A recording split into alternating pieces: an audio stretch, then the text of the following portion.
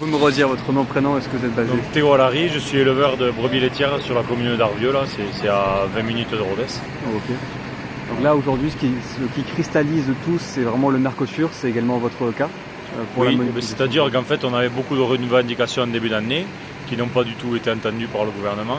Et en plus de ça, maintenant comme j'ai mis sur mon tracteur, c'est la goutte d'eau qui fait déborder le vase, les accords Mercosur, qui ça signe définitivement l'arrêt de la production agricole française, quoi, notamment les bovins viande, les céréales qui seront produits en Amérique du Sud, importés ici sans aucune taxe.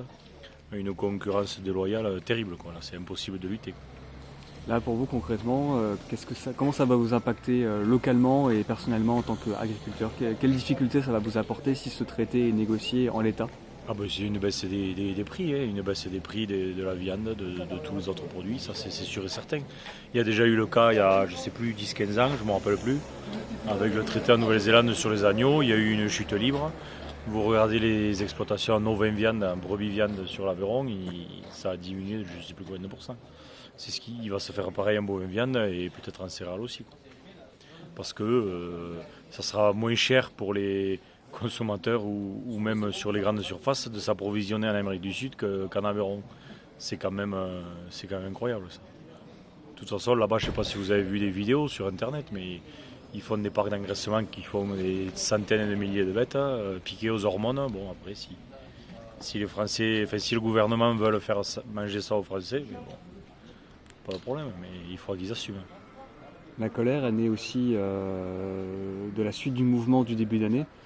Parmi toutes les promesses qui ont été faites, est-ce que vous avez vu quelque chose de satisfaisant? Non, on n'a rien eu, rien du tout. Il y a eu des mesurettes là sur quelques améliorations, mais après rien de concret. De toute façon, ce qu'on demande en priorité, et tous les syndicats demandent pareil, c'est l'amélioration du revenu.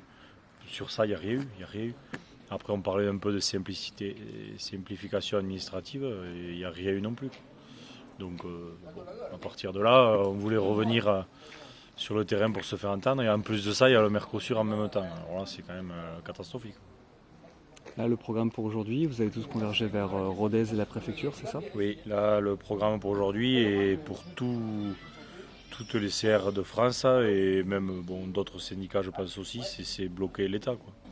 Parce que là, c'est à l'État de faire quelque chose. Les industriels, ils ne sont pas pour rien, ok. Enfin, l'État doit faire quelque chose. Ça, c'est certain. Et quand on dit que la France ne peut pas s'opposer au traité Mercosur, ça, c'est faux, quoi.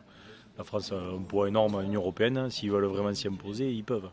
Le problème, c'est qu'ils veulent aussi peut-être vendre des Airbus et autres. Donc bon, il faut savoir qui c'est qui préfère aussi. Si on ne peut plus manger en France, il y aura quand même un problème.